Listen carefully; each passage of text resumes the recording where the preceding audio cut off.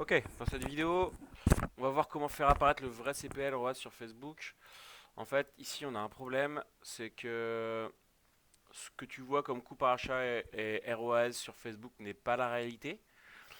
C'est-à-dire qu'il y a une différence souvent importante entre le nombre d'achats et le chiffre d'affaires que tu fais réellement sur ton Shopify ou sur ton WooCommerce, et le nombre d'achats et le CA répertorié par Facebook. Ok. Donc il y a une différence entre les deux. Pourquoi? C'est dû à une erreur de tracking, la iOS, à plein de choses. Euh, donc il y a tout le temps des erreurs et ce que tu vois sur Facebook n'est pas forcément la réalité. Et donc du coup, la conséquence de ça, c'est que tu es amené à prendre des mauvaises décisions et que des fois, tu seras rentable sur ton Shopify, mais tu ne seras pas rentable sur Facebook. Et donc, du coup, tu couperas tes campagnes sur Facebook au lieu de les continuer. Donc, tu ne peux pas savoir en un coup d'œil si tu es rentable sur tes pubs en regardant uniquement le business manager de Facebook si tu ne fais pas apparaître tes vrais KPI et pas les KPI que te montre Facebook. Donc, la solution, comment faire? Euh, Déjà, dans un premier temps, il faut que tu calcules le décalage en termes de CA répertorié par Facebook et celui que tu génères réellement. Il faut que tu calcules également le nombre de ventes. On va voir comment on fait d'ailleurs. Le nombre de ventes que répertorie Facebook et le nombre de ventes que tu fais réellement grâce à ta publicité Facebook. Et il faut que tu fasses apparaître ton CPA break-even réel sur Facebook et non celui que Facebook te donne par défaut. Ok, comment on fait ça? Concrètement parlant, le nombre d'achats que vous voyez ici là, bah sur ce compte-là, j'ai un décalage de 20%.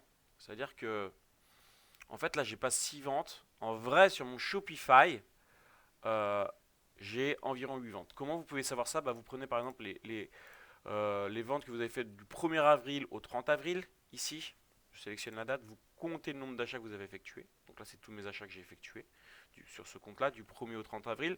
Je les accumule et puis derrière, je vais sur mon Shopify, je sélectionne la même date, je regarde le nombre d'achats et je calcule la différence qu'il y a entre les deux. Par exemple, si j'ai 100 ventes ici et que j'ai 120 ventes sur mon Shopify, bah, j'ai un décalage de 20% en termes du nombre d'achats. Et donc, mon achat réel ici, c'est simplement mon achat fois 1,2. 20% en plus au niveau du nombre d'achats. Et du coup, je le fais apparaître ici. Et là, ça me permet d'être beaucoup plus précis au niveau de la performance de mes publicités. Comment le faire concrètement parlant? Vous allez dans personnaliser les colonnes, vous allez dans créer un indicateur personnalisé. Ici, vous mettez achat réel. Et là, vous sélectionnez achat ici. Voilà, et vous faites x 1,2. Et vous mettez créer un indicateur et vous avez cet indicateur qui apparaît ici. Achat réel. Pareil au niveau de votre coût par achat. Donc ici, c'est pas vraiment le coût par achat. euh, Ça, c'est le coût par achat qui apparaît de Facebook. Ok.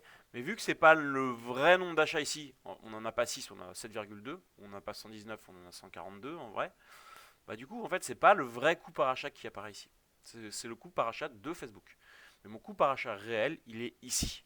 Mon coût par achat réel, pareil, c'est mon coût par achat divisé par 1,2. Donc je le fais apparaître ici. Tac. Achat réel, donc créer un indicateur personnalisé. Achat réel. Bam. Donc c'est coût par achat divisé par 1. Divisé par 1,2. Ça, c'est dans le cas où j'ai 20% de plus d'achats sur mon Shopify que sur Facebook. Forcément, si vous avez 40%, vous mettez 40. C'est 1,4.